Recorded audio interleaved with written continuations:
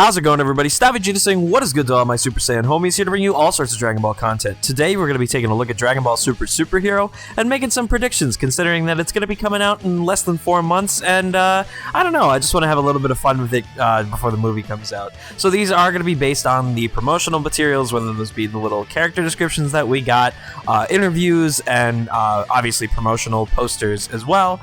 So without further ado, let's hop right into it. Oh, and of course the trailers. So the first thing that we've got going is that Magenta is going to be a relative or descendant of Commander Red. So I got a couple of things behind this one. The first being the little character description, and that is he's the president of Red Pharmaceuticals, the current face of the Red Ribbon Army, and in order to rebuild the army, he was the one who got in touch with Dr. Hedo. So with all of this in mind, the fact that he's the face of everything, he's kind of the man who's large and in charge, this leads me to believe that he's in some way related to the Red Ribbon Army. The fact that he wants to have it revitalized in some way, revived, I think he's going to be related to somebody in the Red Ribbon Army, and Commander Red just seems to make the most sense. We also have some physical resemblance. He's standing on a step stool, so we know he's obviously short like Commander Red. He's got the slick back hair, and their mustaches are pretty similar. They've got that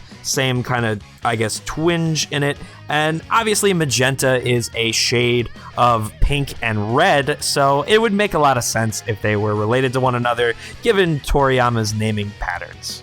Next up, Dr. Hedo will start off as a villain and working for the Red Ribbon Army, but by the end of the movie will join the Z Fighters and the side of good.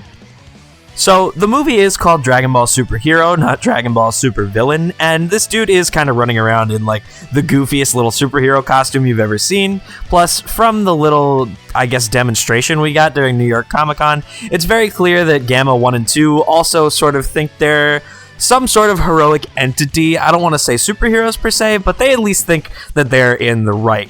And we see that Dr. Hedo is the one who is in charge, or not in charge of, but is in control of and in possession of the android technology. He says he's a genius scientist in his character description, but the only thing is that he's employed by the Red Ribbon Army. Not that he's a part of the Red Ribbon Army, just that he's employed by them. And once again, he is running around in this little goofy purple suit. So I think by the end of the movie, probably maybe Gohan or Hercule or Goku, probably Goku realistically, that'll be Goku's role in the film, will be to sway Dr. Hedo over to the side of good and to use his android technology for the side of good rather than to go down the route of evil like Dr. Gero.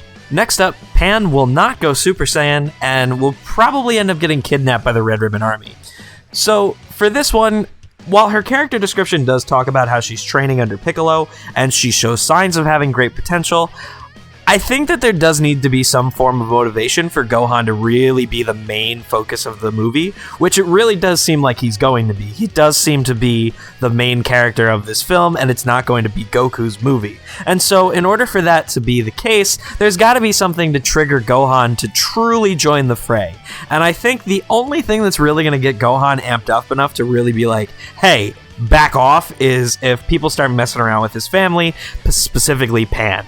So I think that she's probably going to end up getting kidnapped, and I don't necessarily think she's going to be enough of a focal point in the movie to end up going Super Saiyan just yet, but will still play an important role in the movie.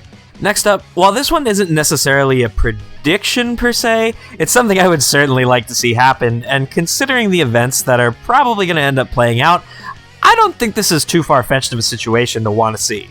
I'd like to see a situation in which Boo will at some point have a comedic fight and will need to defend Pan and Hercule. So obviously Hercule is Pan's other grandfather, and Boo is the one, or I guess the muscle for Hercule, so for all of his operations to make it seem like he's one of the strongest people on the planet. And we know that the Red Ribbon Army has fallen for this, given their little computer screens show both Boo and Hercule. So I think at some point when Pan's going to be in danger, Hercule's going to have to step up and try and protect her, but obviously Hercule can't do much, so Boo's going to have to step in and be the one to save the day.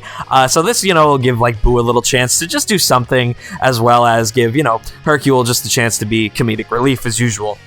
And last but not least, Gohan will be getting some new form or technique.